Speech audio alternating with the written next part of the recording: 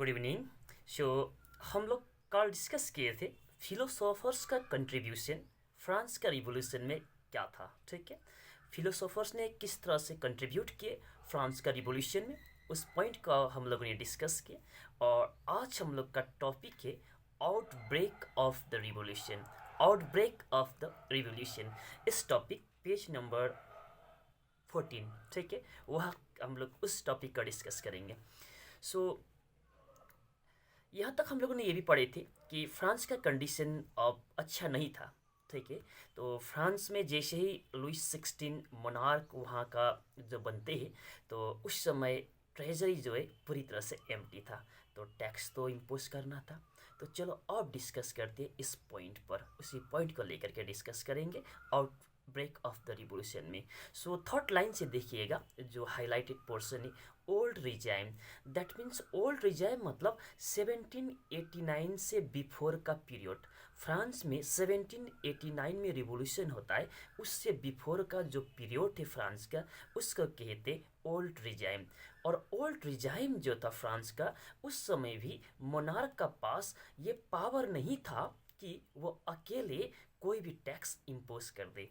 Monarch का पास ये power नहीं था कि वो अकेले कोई भी टैक्स इम्पोज कर दे। ठीक है, तो इसके लिए कोई भी न्यू टैक्स इम्पोज करना होता तो किंग को जेनरली एक मीटिंग बुलाना होता था। ठीक है, मीटिंग बुलाना होता था, और वो मीटिंग किसका मीटिंग? स्टेट जनरल्स का। स्टेट जनरल्स का मीटिंग बुलाना होता था, और वो स्टेट जनरल्स का प्रपोजल को फाइनल होने के बाद ही, प्रपोजल फाइनल होने के बाद ही फिर न्यू टैक्सेस वगैरह इम्पोज करना जो है वो फिर फाइनली इम्पोज होता था। ठीक है, ओके। अब ये स्टेट जनरल्स कौन थे? तो ठीक है, स्टेट जनरल्स कौन थे जिनके बगैर कि वहाँ का जो मोनार्क जो है अकेले टैक्स इम्पोज नहीं कर सकते थे। तो स्टेट जनरल्स जो थे ये जनरली एक पॉलिटिकल बॉडी था। ये एक स्टेट जनरल्स क्या था? ये एक पॉलिटिकल बॉडी था। ओके, और इस पॉलिटिकल बॉडी जो है इसमें 3 state, that means first state, second state और थर्ड स्टेट, तीनों स्टेट का लोग अपने रिप्रेजेंटेटिव को भेजते थे, और भेजा हुआ रिप्रेजेंटेटिव को ही यहाँ पर स्टेट जनरल्स कहते थे। ठीक है, हाँ, यहाँ तक तो ये पढ़े हम लोगों ने कि किंग जो है अकेले टैक्स इम्पोज नहीं कर सकते थे, किंतु टैक्स इम्पोज करने के लिए इनको मीटिंग कॉल करना होता था स्टेट जनरल्स का, और उन लोगों का प्रपोजल को लेना होता था। ठीक है, ये हम लोगों ने पढ़े। ओके, अब उसका जस्ट अपोजिट अगर हम लोग बात करते, मीटिंग बुलाने के लिए अगर बात करें, जो स्टेट जनरल्स का जो मीटिंग बुलाना होगा, ठीक है, क्या वो किंग अकेले बुला सकते थे? Yes, definitely. किंग जो है, दैट मीन्स मोनार्क जो है, जो स्टेट जनरल्स का जो मीटिंग जो बुलाना होता था, तो फिर वो अकेले बुला सकते थे। ओके, दैट इज यहाँ से इस पैराग्राफ से हम लोग 2 चीज़ सीख रहे हैं।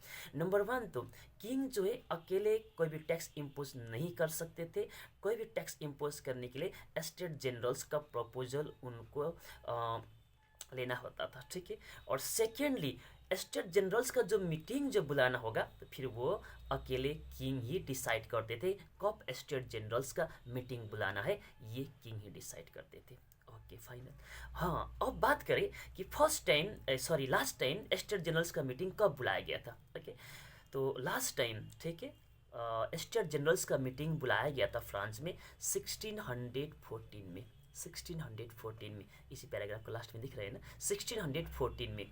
दैट मीन्स इसके बाद लगभग 100 साल बाद लुइस 16 ने 1789 में, 100 साल से भी ज़्यादा, ठीक है, 1789 में किंग फिर, दैट मीन्स लुइस 16 फिर से स्टेट जनरल्स का मीटिंग बुला दी। दैट मीन्स स्टेट जनरल्स का मीटिंग लगभग कितना साल बाद हुआ? 1614 में बुलाया था लास्ट टाइम, और लुइस 16 बुला रहे हैं स्टेट जनरल्स का मीटिंग 1789 को, 100 ईयर्स से भी ज़्यादा।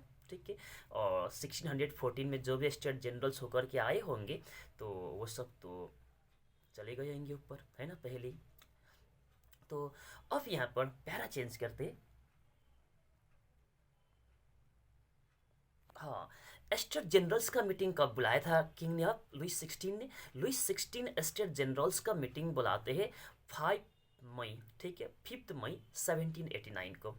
5 मई 1789 को लुइस 16 जो है फ्रांस का मोनार्क जो है स्टेट जनरल्स का मीटिंग बुलाते, दैट मीन्स स्टेट जनरल का असेंबली बुलाते, ठीक है।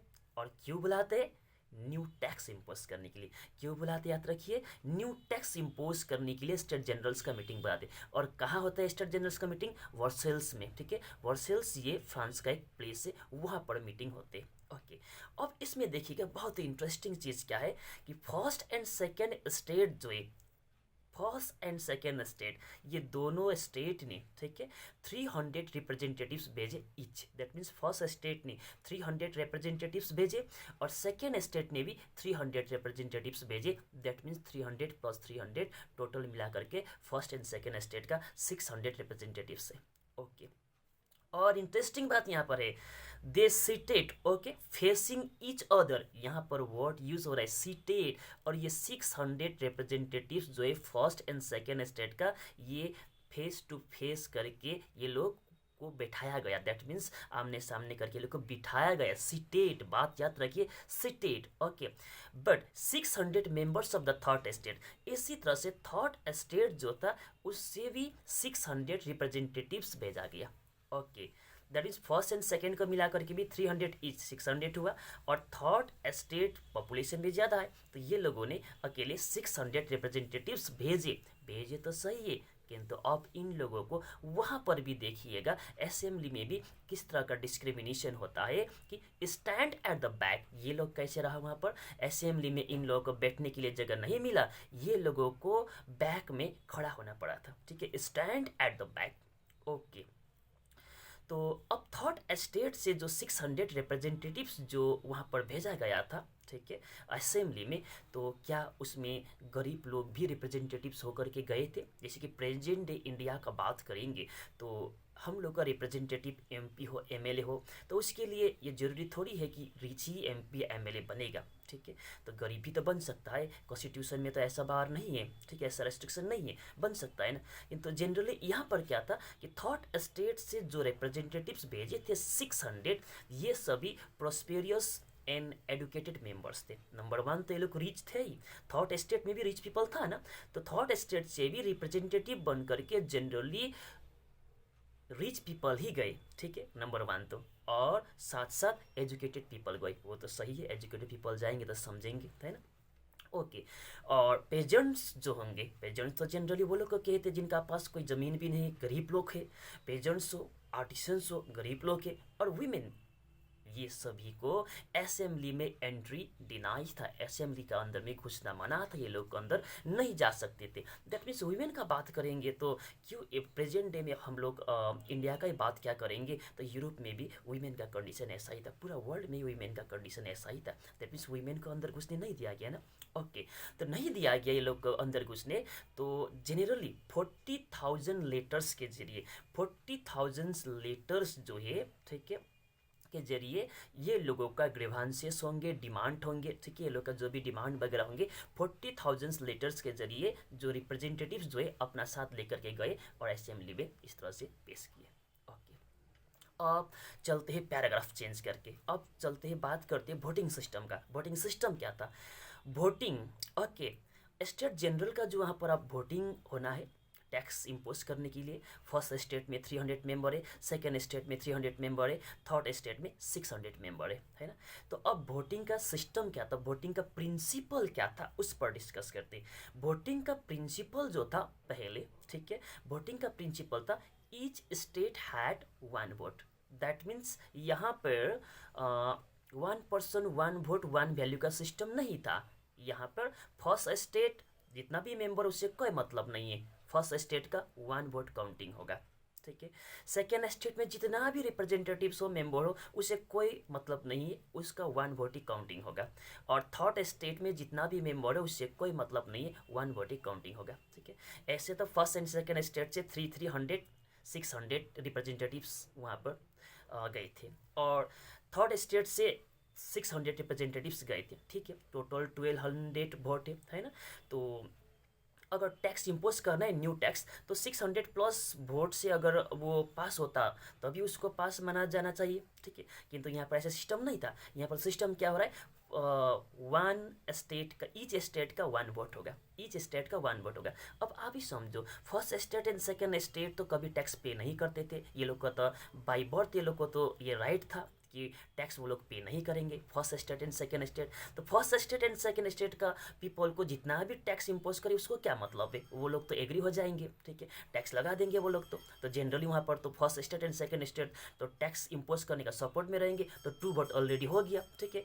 और थर्ड स्टेट जितना भी जोर लगाए, ठीक है, थर्ड स्टेट जितना भी जोर लगाए कि टैक्स का वो लोग विरोध करे कि टैक्स लगाना न चाहे, ठीक है, जितना भी विरोध करे तो वोट तो वन ही काउंटिंग होगा ना, वो लोग का वोट तो वन ही काउंटिंग होगा। तो first state and second state मिला करके तो 2 वोट हो गया, वो लोग मेजोरिटी में आ गया, तो वो लोग जीत गए, तो जीत गए तो टैक्स तो इम्पोज होगा ही, ठीक है। दैट मीन्स ये जस्ट एक फॉर्मेलिटी जैसा हो गया, एक लॉलीपॉप जैसा हो गया। सेकेंड स्टेट के, थर्ड स्टेट के लिए बुलाया, बेइज्जती भी किया, पीछे में खड़ा भी किया, और वोटिंग सिस्टम भी बस अजीब सा है ना। तो अब यहाँ पर क्या था कि एक मिनट, हाँ, थर्ड स्टेट का मेंबर्स जो है, क्या वहाँ तो एजुकेटेड पीपल भी थे, बोले ना, थर्ड स्टेट का मेंबर जनरली कौन थे, मिडिल क्लास एजुकेटेड पीपल थे, ठीक है ना।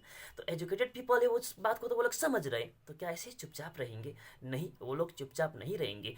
तो ये थर्ड स्टेट का मेंबर जो है, ये लोगों ने डिमांड किया कि वोटिंग जो है, वोटिंग्स को इस तरह से कंडक्ट करना चाहिए जिसमें कि असेंबली का होल मेंबर्स का पार्टिसिपेशन हो, असेंबली का होल मेंबर्स का पार्टिसिपेशन हो, और साथ साथ ईच मेंबर का 1 वोट वहाँ पर काउंटिंग होना चाहिए। That means 1 person 1 vote 1 value होना चाहिए, ये डिमांड रखे थर्ड स्टेट का रिप्रेजेंटेटिव्स ने, ठीक है। और ये डिमांड जनरली बेस्ड था, ठीक है, आधारित था एक प्रिंसिपल जो है, जो फिलोसोफर कौन था, रूसो, हाँ, रूसो ने दिए थे, फिलोसोफर रूसो ने अपना बुक में लिखे थे, बुक का नाम था द सोशल कॉन्ट्रैक्ट, ठीक है। सोशल कॉन्ट्रैक्ट में यही बात कहा गया था, तो उसी सोशल कॉन्ट्रैक्ट बुक में जो कहा गया, जो बात है, जो प्रिंसिपल है, उसी प्रिंसिपल को बेस करते हुए ये लोग ने डिमांड किए थे, थर्ड स्टेट का लोगों ने। तो डिमांड तो ये लोग ने किए, किंतु किंग ने इन लोगों का प्रपोजल को रिजेक्ट कर देते, तो रिजेक्ट कर देते तो चुप क्यों बैठेंगे थर्ड स्टेट का पीपल। तो थर्ड स्टेट का जो मेंबर्स जो है, ये लोग ने भी वर्कआउट कर दिए, ठीक है, प्रोटेस्ट करते वर्कआउट कर दिए, असेंबली अटेंड ये लोगों ने नहीं किए। और उसके बाद अब क्या होता है वो हम लोग कल डिस्कस करेंगे। तो आज के लिए इतना ही, ओके, टेक केयर।